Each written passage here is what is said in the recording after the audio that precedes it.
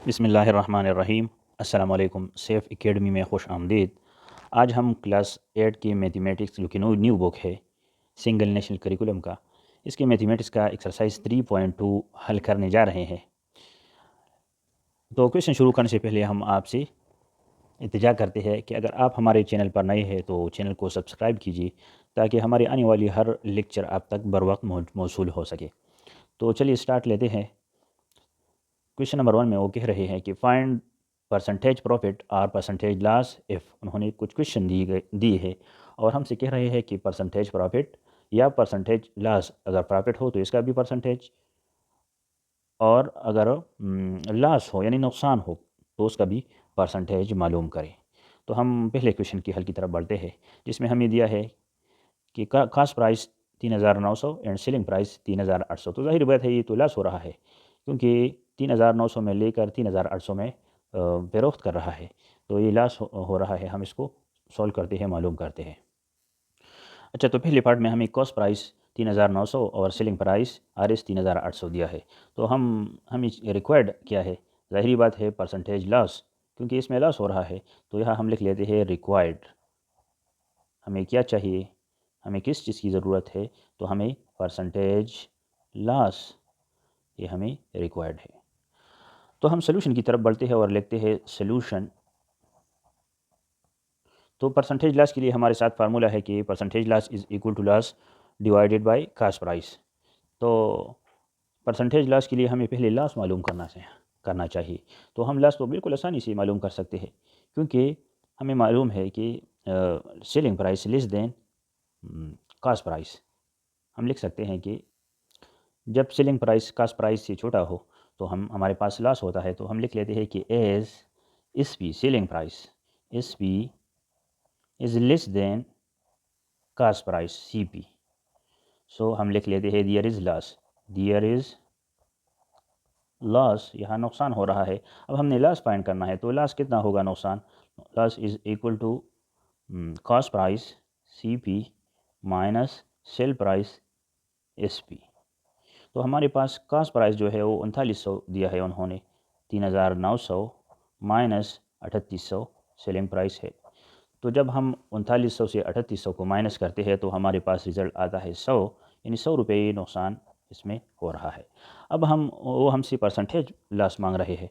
तो percentage loss के लिए हमारे पास फार्मूला है परसेंटेज लॉस। हम लिख सकते हैं कि as we know that percentage loss is equal to loss divided by cost price multiply by 100, 100।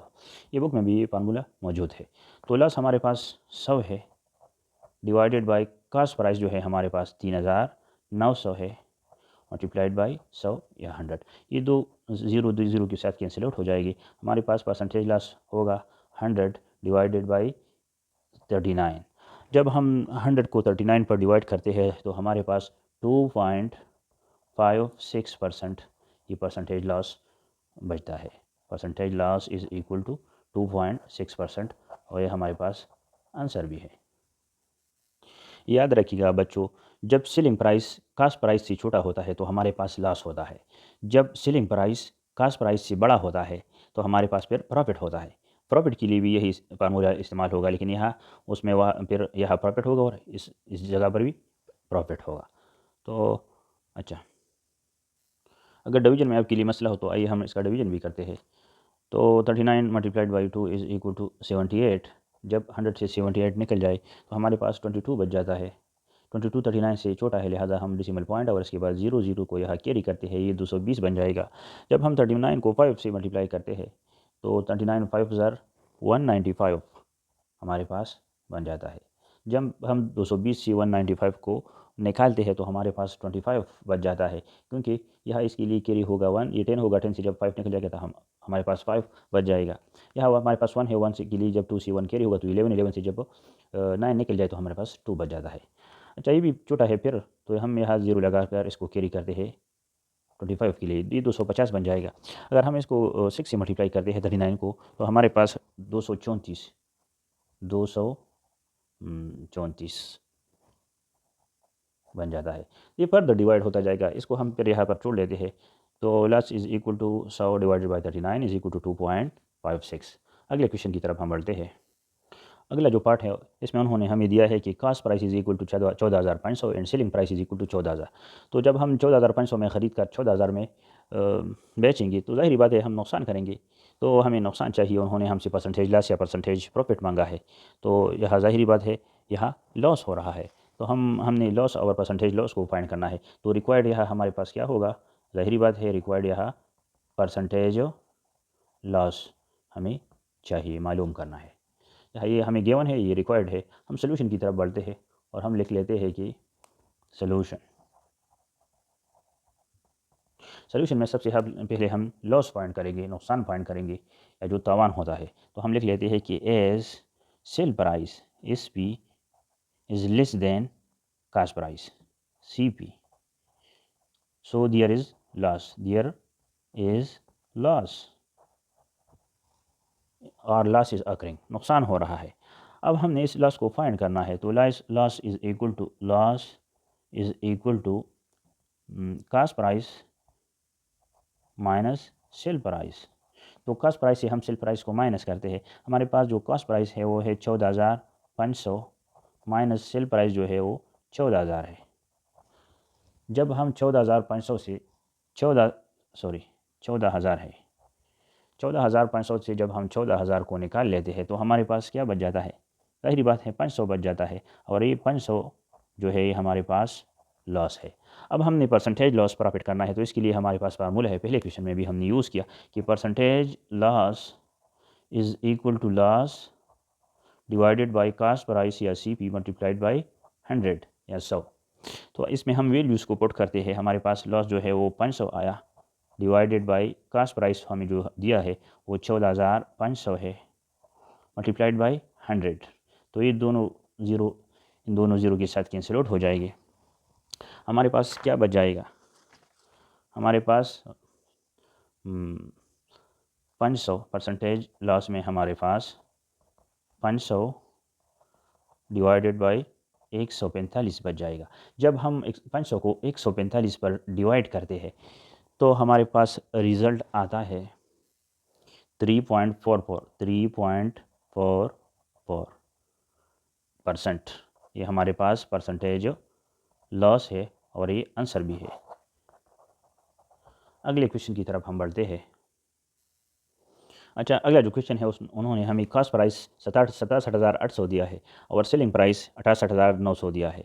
तो ज़ाहिर बात है जब सेलिंग प्राइस कास्ट प्राइस से बड़ा हो तो प्रॉफिट हो रहा है, फ़ायदा हो रहा है। लिहाजा हमने परसेंटेज प्रॉफिट को यहाँ फाइंड करना है। तो हमारे लिए गिवन यही है और रिक्वायर्ड जो है इसी क्वेश्चन में लॉस की बजाय परसेंटेज प्रॉफिट होगा। परसेंटेज प्रॉफिट ये हमें मालूम करना है। तो परसेंटेज प्रॉफिट मालूम करने के लिए हमने सबसे पहले प्रॉफिट मालूम करना है। जब हमें प्रॉफिट मालूम हो जाए तो हम फार्मूला में इसको पुट करके परसेंटेज प्रॉफिट मालूम कर सकते हैं, फाइंड कर सकते हैं। लिहाजा जब selling price greater than cost price हो तो प्रॉफिट हो रही है। लिहाजा प्रॉफिट हम लिख लेते हैं कि as S P is greater than C P, so there is profit, there is profit, यहाँ फ़ायदा या नफ़ा हो रहा है। तो अब हम इस प्रॉफिट को मालूम करते हैं। Profit will be equal to selling price minus cost price. अब सेलिंग प्राइस कास्ट प्राइस से बड़ा है तो सेलिंग प्राइस की वैल्यू है हमारे पास 68,900 माइनस कास्ट प्राइस की वैल्यू है 67,800। तो जब हम 68,900 से 67,800 को निकाल लेते हैं तो ज़ाहिरी बात है हमारे पास 1,100 बच जाता है। तो ये 1,100 रुपये जो है ये प्रॉफिट है। Profit is equal to 1,100। अब हमने परसेंटेज प्रॉफिट को फाइंड करना है। तो परसेंटेज प्रॉफिट के लिए हमारे पास फार्मूला है परसेंटेज प्रॉफिट। हम लिख सकते हैं कि as you know that percentage profit is equal to profit divided by cost price या सी पी मल्टीप्लाइड बाई 100। ये हमारे पास फार्मूला है, इसमें हम वैल्यूज़ को पुट करते हैं। तो प्रॉफिट का वैल्यू हमारे पास 1,100 आया है, डिवाइडेड बाई सी पी जो हमें दिया है कास्ट प्राइस 67,800 है, 67,800 मल्टीप्लाइड बाई 100। तो हम यहाँ ये दोनों ज़ीरो के साथ कैंसिल आउट हो जाएगी।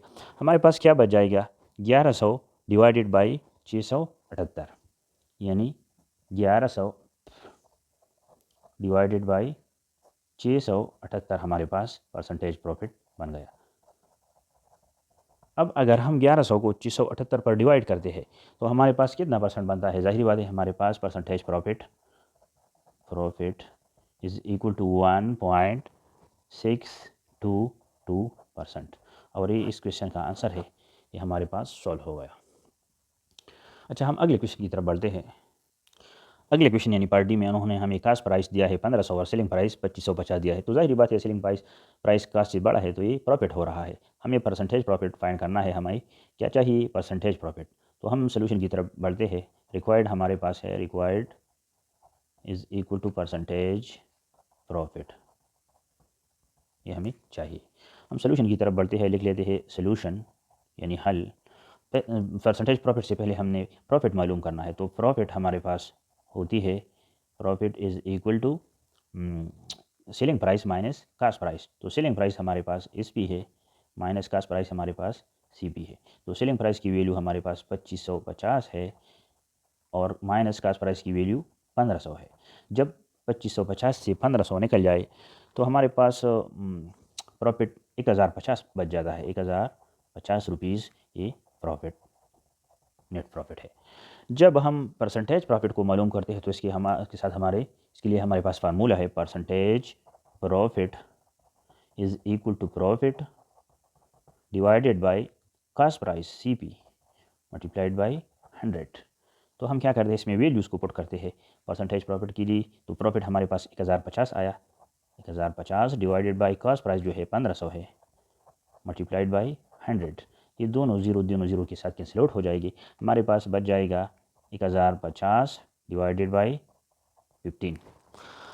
हम इसको फर्दर सिंप्लीफाई करते हैं, ये दोनों 5 पर डिवाइड हो सकते हैं, लिहाजा 3 5 ज़र 5 3 ज़र 15 एंड 5 2 ज़र 10 और 5 1 ज़र 5, यहाँ 0। अब इस ये और भी सिंप्लीफाई हो सकता है, 3 1 ज़र 3 एंड 3 7 ज़र 21, यहाँ 0 बच जाएगा।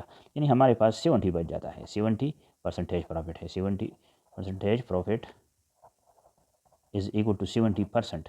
ये हमारे पास इसका आंसर है। अब हम न्यूमेरिकल क्वेश्चन की तरफ बढ़ते हैं। बाकी जो इसमें क्वेश्चन है वो सब न्यूमेरिकल है, तो आपने ध्यान देना है और वीडियो को उसके बिल्कुल नहीं करना। इंशाल्लाह हम आपको बिल्कुल आसान मेथड देंगे। कोशिश करिए कि बिल्कुल आसान से आसान मेथड और आपके लिए आसान हो और जहन नशीन हो जाए, हम कोशिश करते हैं। अच्छा, क्वेश्चन नंबर 2 में वो कह रहे हैं कि जमील परचेस ए हाउस पर 52,50,000। जमील एक बंदा है, उसने एक हाउस को 52,50,000 रुपये में परचेस किया, ख़रीद लिया। आफ्टर सम टाइम, कुछ वक्त गुजरने के बाद, ही सोल्ड इट, उसने इस घर को बेच दिया एट 8% प्रॉफिट, 8% प्रॉफिट की बुनियाद पर। Find the selling price of the house, इस ये जो हाउस है इसका सेलिंग प्राइस कितना है, यानी उसने कितने पैसों में इस घर को बेच लिया। तो हमने इसको फाइंड करना है परसेंटेज प्रॉफिट की मेथड से। हमसे पहले भी हमने इस पर क्वेश्चन की थी। तो आइए इस क्वेश्चन की हल की तरफ बढ़ते हैं। तो गिवन में उन्होंने हमें दिया है कास्ट प्राइस, उन्होंने हमें दिया है। तो cost price of the house या C P of the house हम लिख लेते हैं, C P of the house is equal to 92,50,000। 92,50,000 रुपये इसका खास प्राइस है, सी पी है। अब उन्होंने और क्या दिया, परसेंटेज प्रॉफिट हमें दिया है। तो हम लिख लेते हैं दूसरा जो उन्होंने दिया है गिवन में, परसेंटेज प्रॉफिट। तो परसेंटेज प्रॉफिट कितना है? 8% है, ज़ाहिर बात है। तो हम लिख लेते हैं 8%। अब वो हमसे क्या मांग रहे हैं? Find the selling price. तो रिक्वायर्ड क्या है इस क्वेश्चन में? ज़ाहिर बात है रिक्वायर्ड सेलिंग प्राइस है, एस पी, सेलिंग प्राइस, जिसको हम एस पी भी कहते हैं, एस पी, इसको हमने फाइंड करना है। तो हम सोल्यूशन की तरफ बढ़ते हैं, हल की तरफ हम लिख लेते हैं सोल्यूशन। हर एक क्वेश्चन को इस मेथड पर आपने हल कर देना है। हम लिख लेते हैं as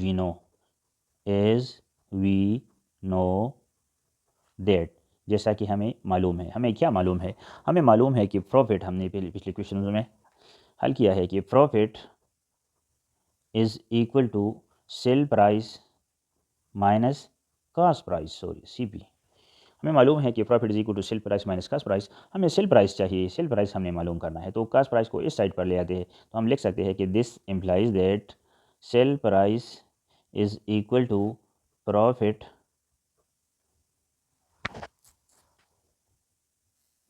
plus cost price CP, यानी ये CP कास्ट प्राइस उस साइड पर हमने शिफ्ट की, इसलिए इसका जो साइन नेगेटिव से प्लस हो गया।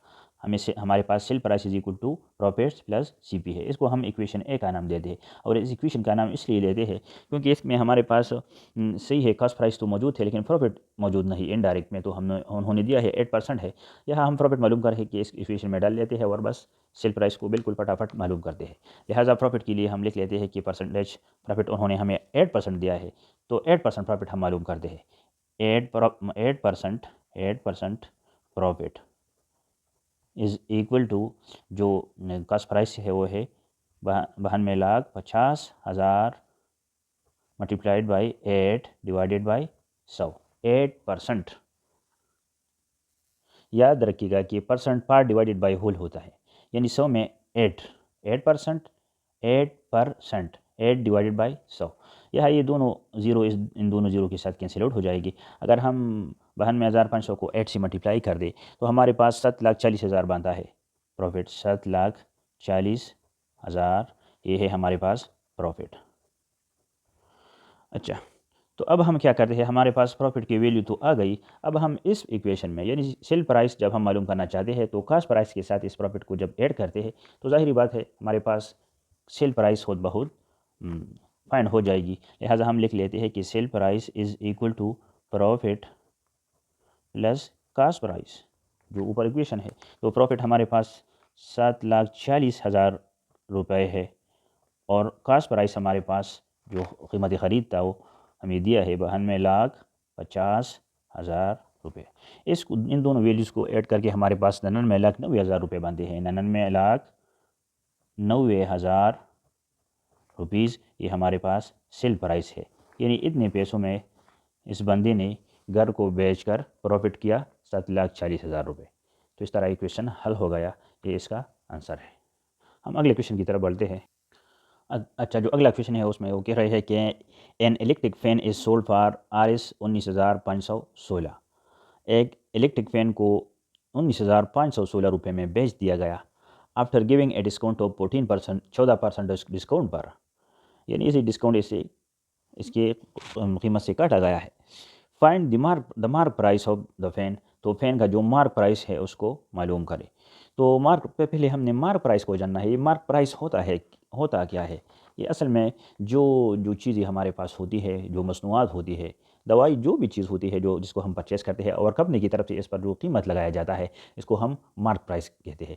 मसलन हम दवाई वाले के पास जाते हैं और इस पर मार्क प्राइस 250 रुपये होती है, तो हमें 10% डिस्काउंट करके 250 से कम कर देता है। 10%, 20%, 15% जो भी वो हमारे पास डिस्काउंट करता है, तो वो जो कीमत उस पर लेबल किया होता है मार्क प्राइस जिसे हम कहते हैं उससे कम कर देते हैं। तो यह ये मार्क प्राइस जो है वो प्राइस होती है जो कंपनी की तरफ से लगाया जाता है, जो मसनूआत पर लेबल होती है, मार्क होती है। तो ये कह रहे हैं कि इलेक्ट्रिक पेन का जो मार्क प्राइस है इससे 14% डिस्काउंट पर इसको बेचकर इसका जो सोल्ड प्राइस है, सेलिंग प्राइस, तो ये 19,500 है। लिहाजा हम गिवन में लिख लेते हैं जो उन्होंने हमें दिया है, क्वेश्चन नंबर 3 है। गिवन डेटा में उन्होंने हमें सेल प्राइस इस भी जो उन्होंने हमें दिया है वो है 19,516 रुपये। अब डिस्काउंट इसमें कितना है? डिस्काउंट उन्होंने परसेंटेज दिया है, लिहाजा हम लिख लेते हैं कि percentage discount is equal to 14%। इसमें 14% डिस्काउंट भी किया है। तो अब कह रहे हैं कि find the mark price. Required हमें क्या है? रिक्वायर्ड मार्क्ड प्राइस, ये हमें चाहिए, मालूम करना है। तो इस क्वेश्चन को मैं बिल्कुल आसान तरीके से हल करता हूँ, ये आपके लिए बिल्कुल हेल्पफुल होगा। अगर आप इस क्वेश्चन को समझ सके तो बिल्कुल मुश्किल तरीन क्वेश्चन भी आप फिर हल कर पाएंगे इंशाअल्लाह। आपने ज़रा ध्यान देना है। हम परसेंटेज की मेथड से इसको सॉल्व कर सकते हैं। यानी जब सेलिंग प्राइस 19,516 रुपये हो तो इसमें 14% डिस्काउंट मौजूद होती है, यानी हर 100 रुपये के बदले में, यानी हर एक 100 रुपये की बुनियाद पर वो 86 रुपये लेता है और 14 रुपये गाहक के लिए छोड़ देता है। तो हम इसके लिए रेशो लेते हैं, रेशो की मेथड से इसको बिल्कुल आसानी के साथ हल कर सकते हैं। यानी जब दुकानदार हर 100 रुपये में 86 रुपये लेता है तो वो बेचता है इस फ़ैन को 19,516 रुपये में। अब ये GST कहाँ से आया, तो ज़ाहिरी बात है 100 माइनस 14 इज़ इक्वल टू 86, यानी हर 100 रुपये में वो 14 रुपये को छोड़ता है क्योंकि 14% डिस्काउंट है। हर 100 रुपये की बुनियाद पर 14 रुपये वो डिस्काउंट करता है, तो हमारे पास 86 आता है। यानी हर 100 रुपये की बुनियाद पर जब वो 86 रुपये लेता है तो उसके लिए कीमत फ़रोख्त सेलिंग प्राइस 19,516 रुपये आता है। जब वो डिस्काउंट नहीं करता तो वो मार्क प्राइस होगा, ज़ाहिरी बात है।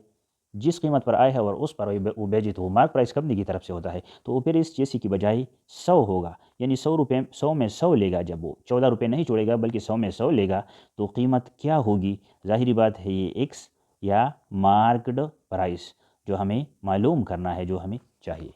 अब हमारे पास रेशो बन गया, बिल्कुल आसानी के साथ हम मालूम कर सकते हैं। यानी 86 के लिए जब 19,516 रुपये हो तो 100 के लिए ज़ाहिरी बात है ये वैल्यू बढ़ेगी, तो बड़ी वैल्यू से छोटी वैल्यू की तरफ हम एरो हेड लगा लेते हैं और इस तरह ये डायरेक्ट प्रोपोर्शन है दोनों के दरमियान। अब हम क्या करते हैं, इसको सॉल्व करते हैं।